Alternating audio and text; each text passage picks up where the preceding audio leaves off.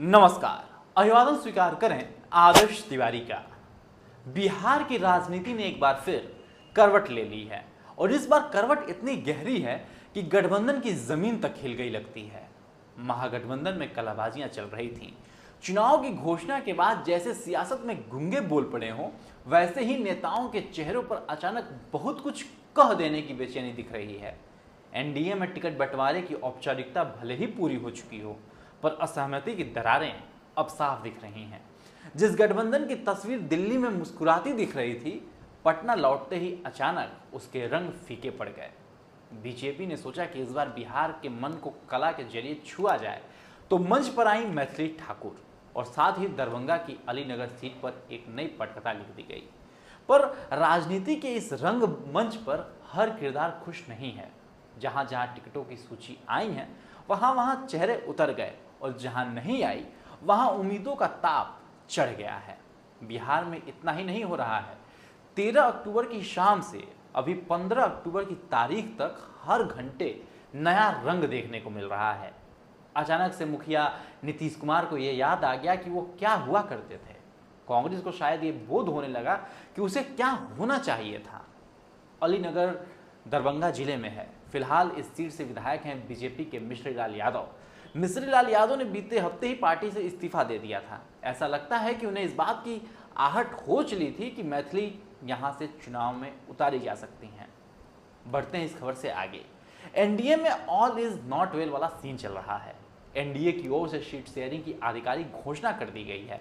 बाकायदा नेताओं ने सोशल मीडिया पर पोस्ट कर दिया था। बताया गया था कि बीजेपी जेडीयू 101 सीटों पर चुनाव लड़ेंगी। चिराग पासवान की पार्टी लोक जनशक्ति पार्टी रामविलास को 29 सीटें मिली। उपेंद्र कुशवाहा और जीतनराम मांझी को दी गई 6 सीटें। दिल्ली में एनडीए की बैठक में सभी दल इस नंबर पर सहमत हो गए थे, लेकिन सहमति की दीवार दरक गई 13 अक्टूबर की शाम को। उपेंद्र कुशवाहा और जीतनराम मांझी का मन भारी हुआ ही था। दिक्कत वहां नहीं शुरू हुई। दिक्कत शुरू हुई पटना के एकने मार्ग स्थित मुख्यमंत्री आवास से। नीतीश कुमार बिहार के मुख्यमंत्री, उन्हें अचानक ये सीट शेयरिंग का फॉर्मूला पसंद नहीं आया। दूसरी बात बिगड़ गई। पटना में तय हुआ था कि चिराग पासवान को 22 सीटें मिलेंगी, लेकिन दिल्ली की बैठक में उन्हें 29 सीटें दे दी गई और ये जो 7 सीटें बढ़ी वो जदयू के सीटिंग एमएलए हैं। ये दोनों बातें नीतीश कुमार को रास नहीं आई। सूत्र बता रहे हैं कि इस नापसंदगी की वजह से संजय झा को भाजन का शिकार हो गए। संजय झा जेडीयू के कार्यकारी अध्यक्ष हैं, वर्किंग प्रेसिडेंट हैं। खबरें ये हैं कि नीतीश कुमार संजय झा से नाराज हो गए। फिर बीजेपी को संदेश भिजवाया गया कि चिराग पासवान, जीतनराम मांझी और उपेंद्र कुशवाहा बीजेपी की स्टेपनी हैं, तो बीजेपी ही इन्हें मैनेज करे। जदयू अपने खाते की सीटें नहीं देने वाली है। नीतीश कुमार की तल्खी को जीतनराम मांझी ने भी जायज बताया। जेडीयू के सोशल मीडिया हैंडल से पोस्ट शेयर किए जा रहे हैं। लिखा जा रहा है कि हर दिल अजीज है, नीतीश कुमार हैं। अब ऐसा लग रहा है कि कोई भी गठबंधन कभी भी अलग रूप में दिख सकता है।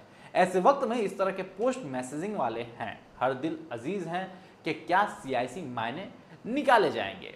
बहरहाल इन सब के बीच एक दिलचस्प तस्वीर ये भी आई है कि 13 अक्टूबर को जेडीयू के कोषाध्यक्ष ललन शराफ ने सोनबरसा सीट से रत्नेश सदा को पार्टी का सिंबल दिया। खबर है कि एनडीए की मीटिंग में संजय झा की सहमति से इस सीट को सोनबरसा को चिराग की पार्टी को दे दिया गया था, लेकिन नीतीश इस पर खुश नहीं है। उन्होंने रत्नेश सदा को सिंबल दिलवा दिया है, अपनी पार्टी से जेडीयू का सिंबल। नीतीश कुमार के बाद पार्टी में नंबर 2 है संजय झा। हमने बताया ही पार्टी के कार्यकारी अध्यक्ष हैं, लेकिन उन्हें साइड कर कोषाध्यक्ष से नीतीश कुमार ने सिंबल दिलवाया है। बीजेपी फिलहाल कोशिश कर रही है कि नीतीश कुमार को मना लिया जाए, क्योंकि नाराजगी की स्थिति में नीतीश कुमार क्या कर देंगे इसे बीजेपी बखूबी जानती है। पटना में एक्टिव पत्रकारों की माने तो केंद्रीय गृह मंत्री अमित शाह अपने स्तर पर नीतीश कुमार को मनाने की जुगत कर रहे हैं। इसके पैरेलल बीजेपी ने बिहार चुनाव के लिए उम्मीदवारों की दूसरी लिस्ट भी जारी कर दी है। 71 सीटों पर कैंडिडेट उतारे हैं। लिस्ट में बिहार के दोनों डिप्टी सीएम यानी सम्राट चौधरी और विजय कुमार सिन्हा का नाम शुमार है। सम्राट को तारापुर से मैदान में उतारा गया है। विजय सिन्हा लखीसराय से चुनाव लड़ते दिखेंगे। पार्टी ने उन्हें लखीसराय से टिकट दे दिया है। मंगल पांडे को सिवान से टिकट मिला है। लिस्ट में जाति का गणित क्या है, आइए अभी से समझते हैं। बीजेपी ने 17 ओबीसी, 11 ईबीसी, एससी एसटी वर्ग से 6 उम्मीदवार उतारे हैं। 14 राजपूत, 11 भूमिहार, 7 ब्राह्मण, 9 वैश्य और 5 यादव जाति के नेताओं को बीजेपी की ओर से टिकट दिया गया है। 9 महिलाओं को टिकट दिया गया है।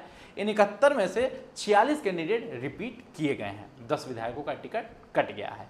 अब तक जो सीट शेयरिंग का हिसाब है उस लिहाज से देखें तो बीजेपी अभी 30 सीटों पर कैंडिडेट और उतारेगी।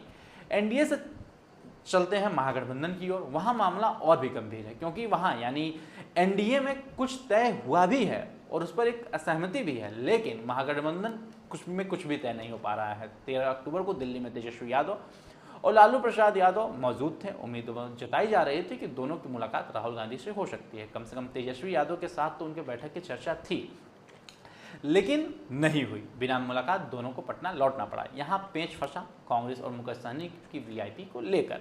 कांग्रेस से जुड़े सूत्रों के हवाले से 2 शर्तों की बातें सामने आ रही हैं। पहला शर्त यह है कि पार्टी 66 सीटों पर चुनाव लड़ेगी। दूसरा शर्त, इन 66 सीटों में कई पसंद की सीटें हैं। आज तेजस्वी यादव ने राघोपुर सीट से पर्चा दाखिल भी कर दिया है। करीब 10 ऐसी सीटें हैं जिसे लेकर सहमति नहीं बन पा रही है। आरजेडी और कांग्रेस दोनों ही पार्टियां इन सीटों पर खुद चुनाव लड़ना चाहती हैं। दोनों गठबंधनों की तुलना करेंगे तो पता चलेगा कि मुसीबत महागठबंधन के लिए ज्यादा बड़ी है, क्योंकि एनडीए के पास सीट शेयरिंग का एक गणित है। थोड़ा बहुत ऊपर नीचे जरूर हो रहा है जिस पर सुलह हो सकती है, लेकिन महागठबंधन फिलहाल किसी एक रफ आइडिया तक भी नहीं पहुंचता दिख रहा है। देखिए, ऐसी परिस्थितियों में सूत्रों के हवाले से बहुत खबरें चलती हैं, अभी भी चल रही हैं। मसलन ये है कि कांग्रेस और लोजपा के बीच बातचीत चल रही है।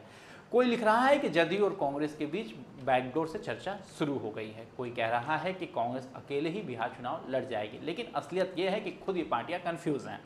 इन पार्टियों के नेताओं कंफ्यूज हैं और खुद ही मंथन कर रहे हैं इन्हें करना क्या है। तो जब फाइनली तय हो जाएगा तब हम भी, आप भी, सब लोग जान जाएंगे।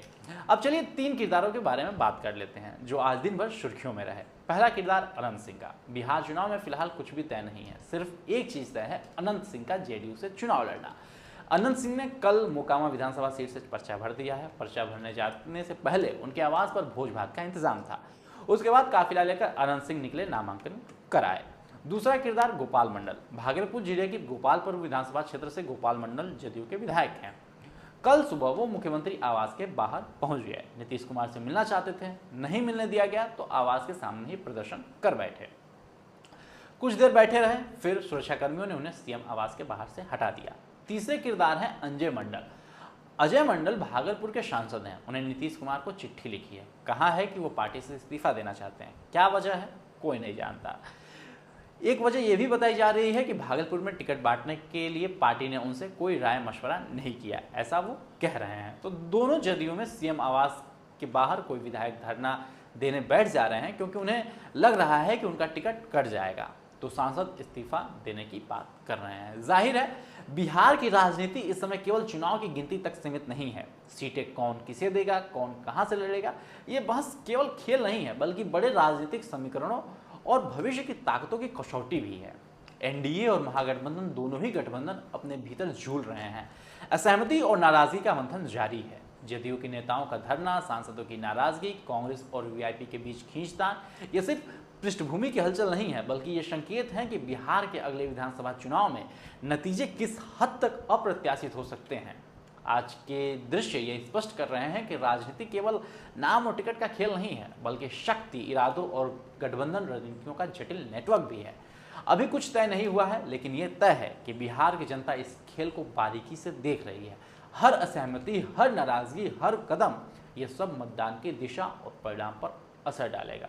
और यही वो समय है जब नेताओं की वास्तविक राजनीतिक क्षमता और दूरदर्शिता पर जनता की पैमाना भी कसने वाला है।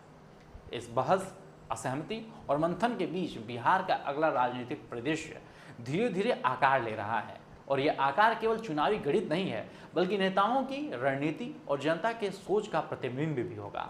हालात खस्ता है। ऐसा लगता है कि पूरा चुनावी इसी बहस में खत्म हो जाएगा कि कौन कितनी सीटों पर कहां से लड़ेगा। इस चक्कर में इस पर बहस नहीं हो पाएगी कि चुनाव का मुद्दा क्या है, कौन सी पार्टी का विजन क्या है, बिहार को लेकर वायदे क्या होने जा रहे हैं। इन सब पर कोई बहस नहीं हो रही है। बहरहाल आज के लिए दीजिए मुझे इजाजत। यदि इस वीडियो को आप यूट्यूब पे देख रहे हैं तो चैनल को भी सब्सक्राइब करें, और फेसबुक पे देख रहे हैं तो पेज को तुरंत फॉलो करें। धन्यवाद।